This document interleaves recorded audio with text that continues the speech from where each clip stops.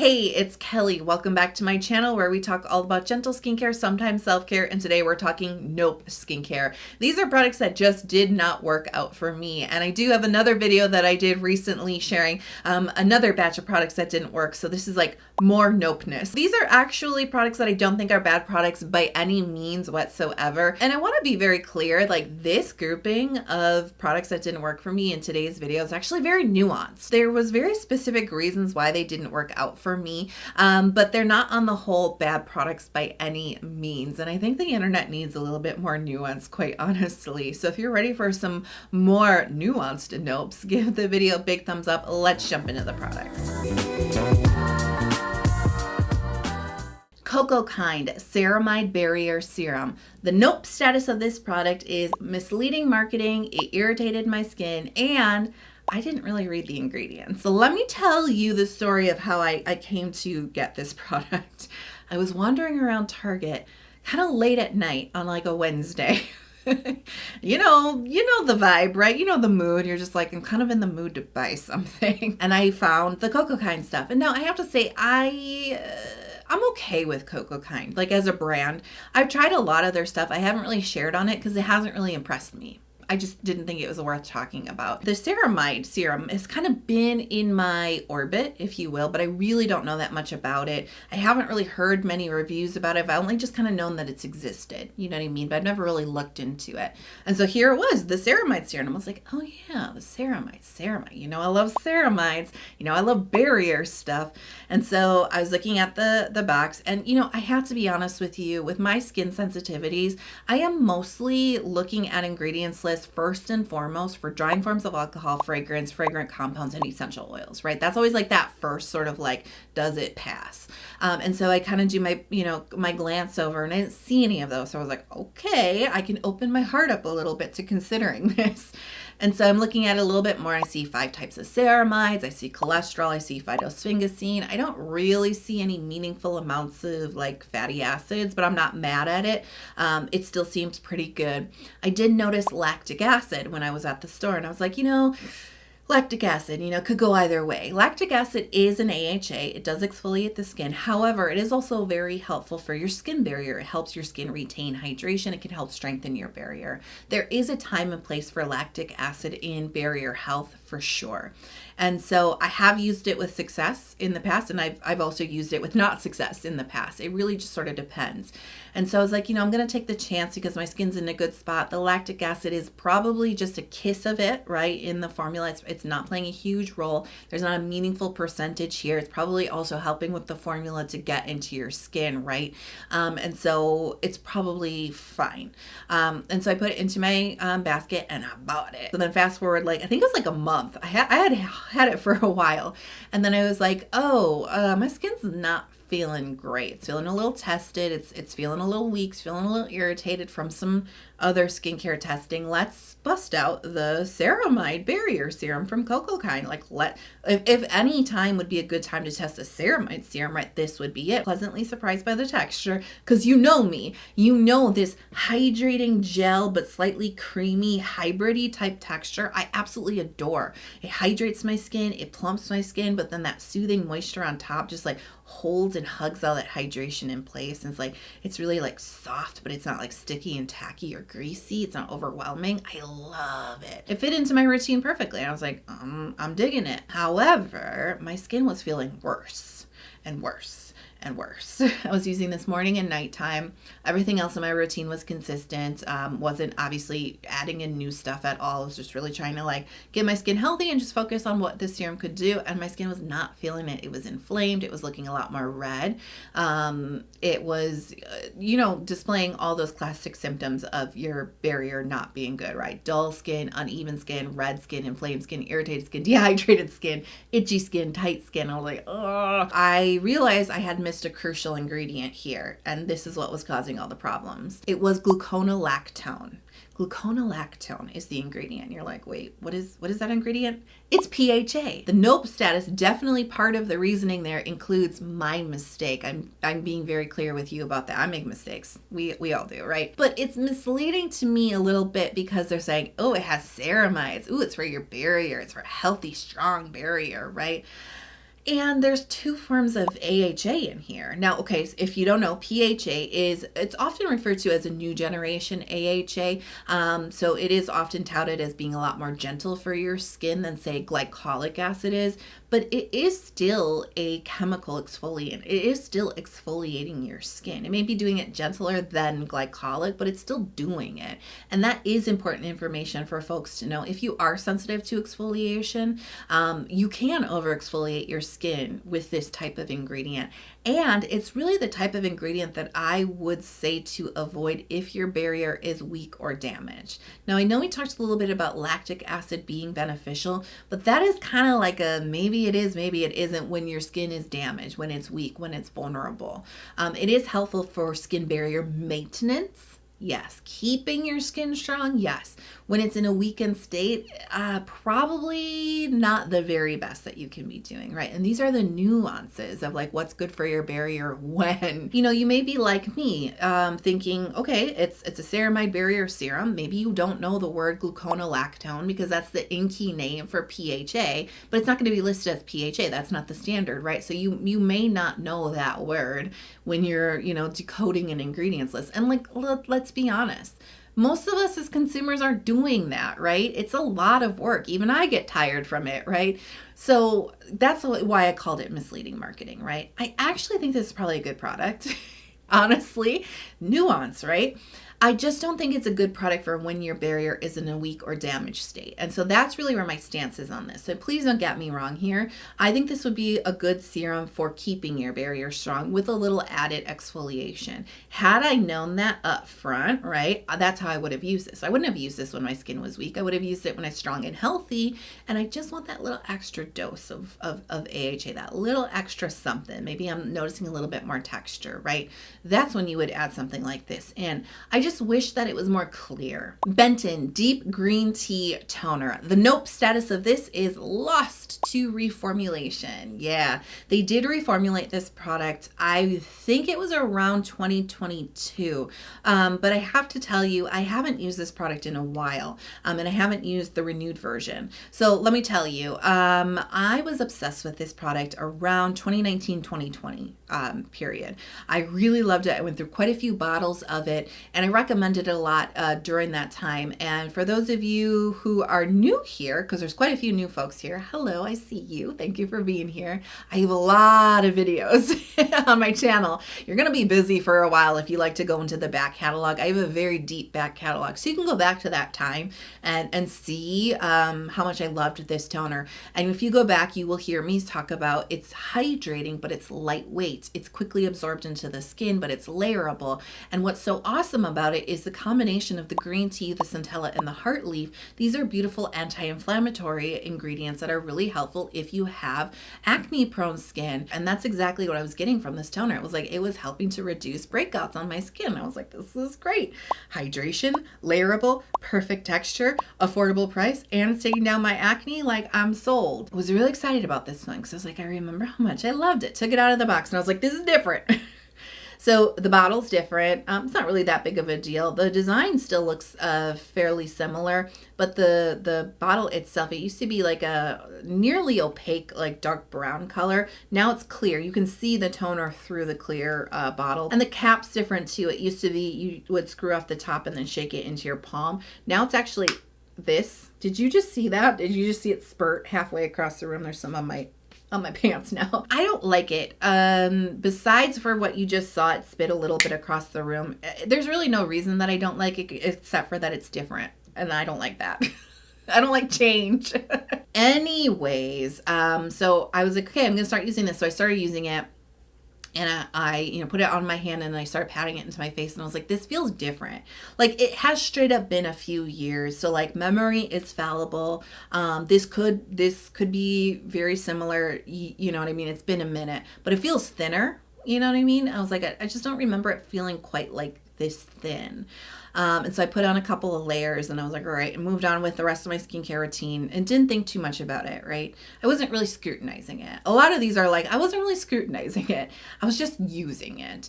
And then I used it morning and nighttime for a couple of days. And I kind of felt the same way. I was like, there's something about this. I don't know. And then my skin started to show the symptoms of dehydration, just a little tighter. It just didn't feel replenished, right? It didn't feel plump anymore. I was feeling a little tight in the middle of the day. And I was like, nothing has changed. Nothing is new except the toner.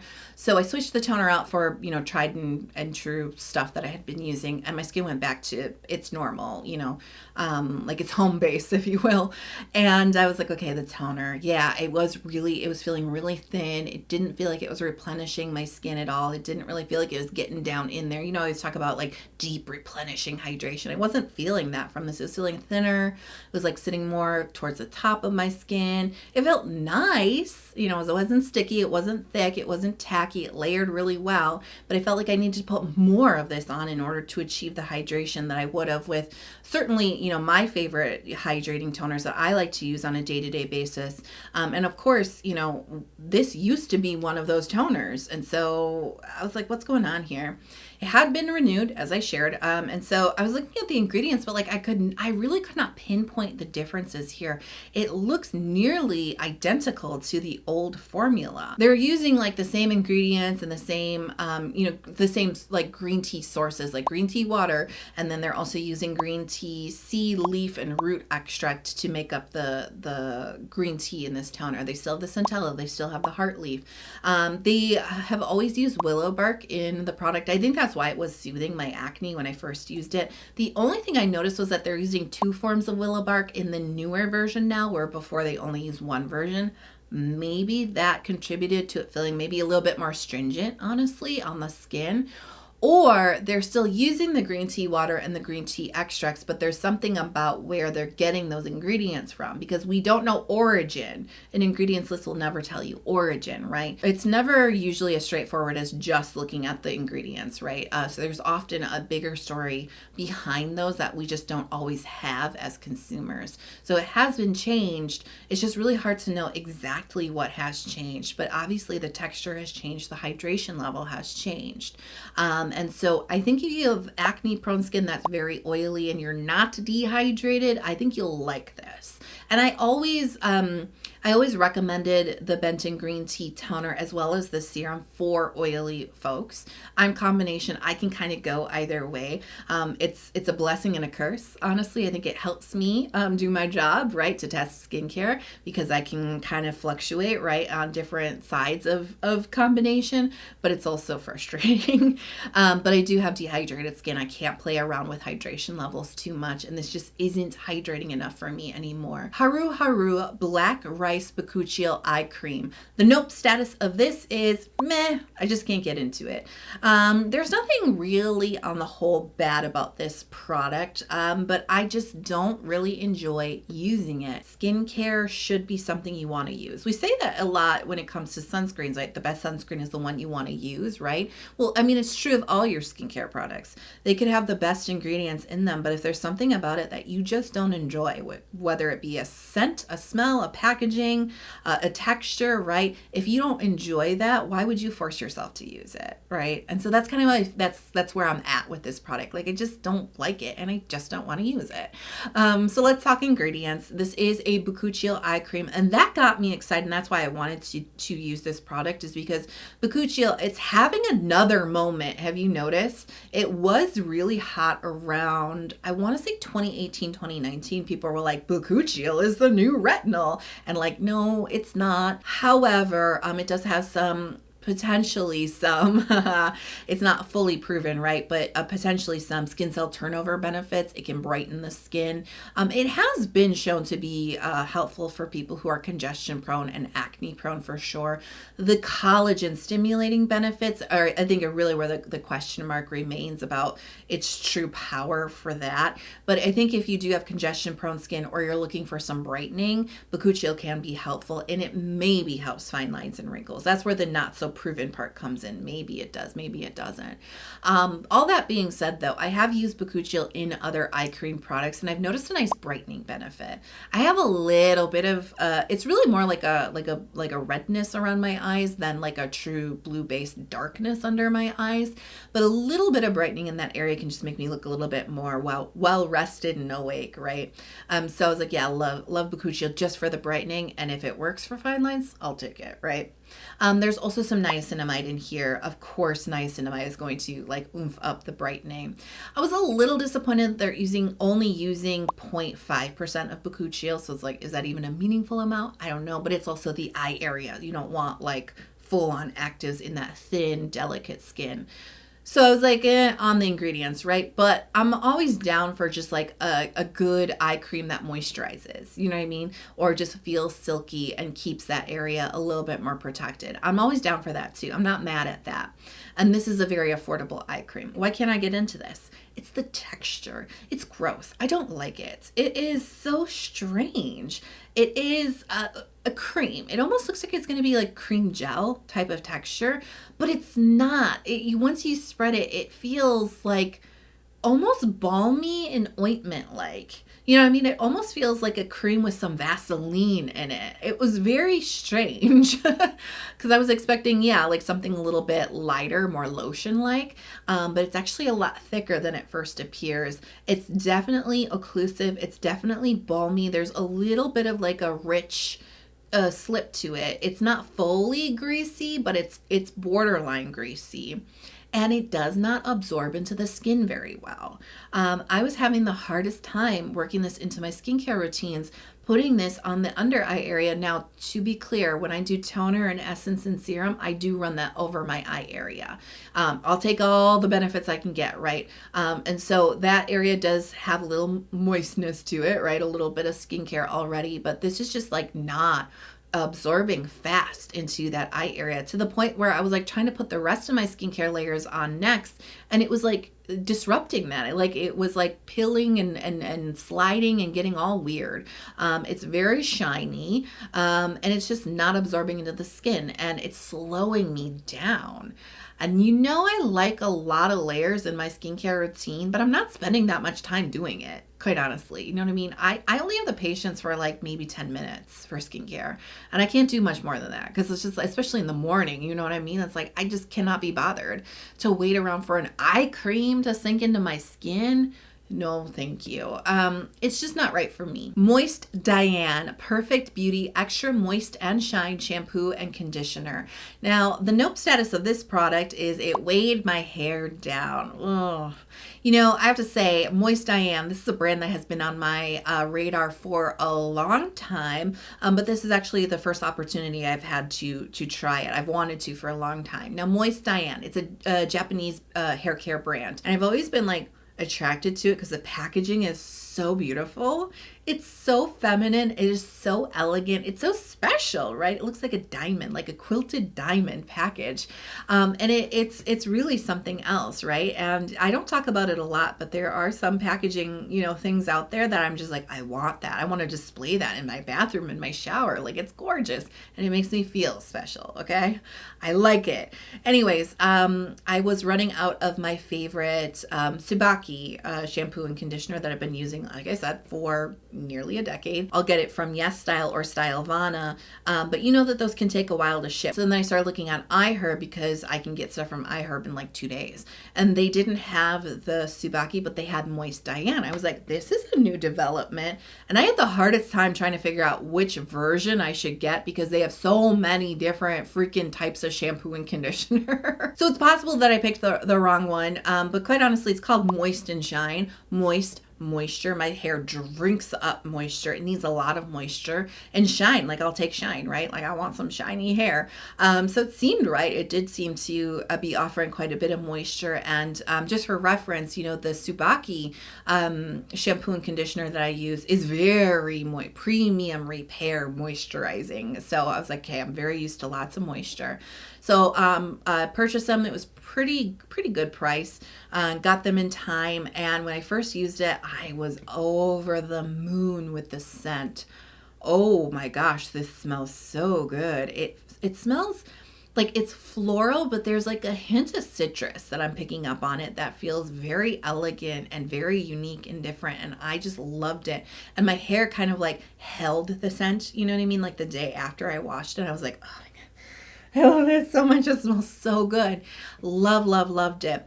The treatment or the conditioner was very odd because it didn't have like a richness to it, you know what I mean? It wasn't like really runny and like really silky. It was a little bit, it was thick, but it just didn't seem like it had a lot of moisture to it. And I had a hard time getting it to really like work through my hair and coat it, because it wasn't giving you that traditional like silky, you know, kind of slip that conditioner can do when you're working it in your hair when it's wet. It was just kind of like sitting on my hair, but it wasn't really working through my hair very well. And I was really trying to like finger comb it through, and it just wasn't spreading really nicely.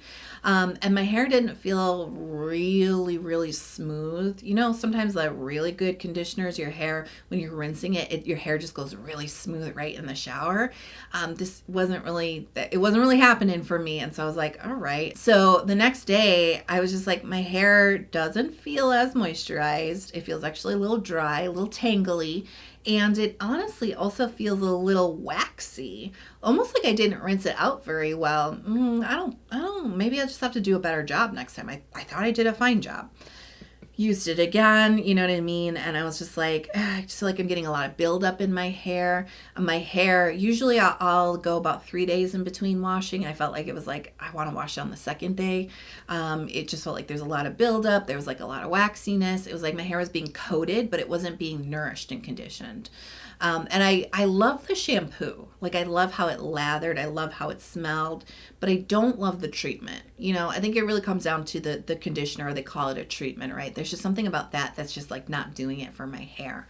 So I really disliked it so much that I ended up buying my Shiseido Tsubaki again, and just getting that because I just can't with this. It's just progressively making my hair worse and worse. You know what I mean?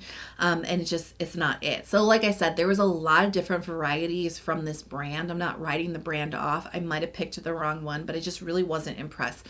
I adore the bottles. I probably will still use up the shampoo, but I really don't like the conditioner. And I don't see myself using that up. You know, you can use conditioner to shave your legs, so maybe I'll try that. But it's not for me. It's not for my hair. And I'm just going to go back to what works for me. You know, if it's not broke, don't fix it, right? I was in a pinch. I thought this was a good fix. It didn't end up being the best fix. But like I said, I'm open to trying some other products from the brand because the packaging is so beautiful. I just got to figure out what's the right one for me. If you have any Nope products, let me know in the comment box below. If you enjoyed this video, you found it helpful, please, I'd be so honored if you would hit subscribe and come join our community if you haven't already, especially if you love in-depth skincare reviews, because that's what my channel is all about.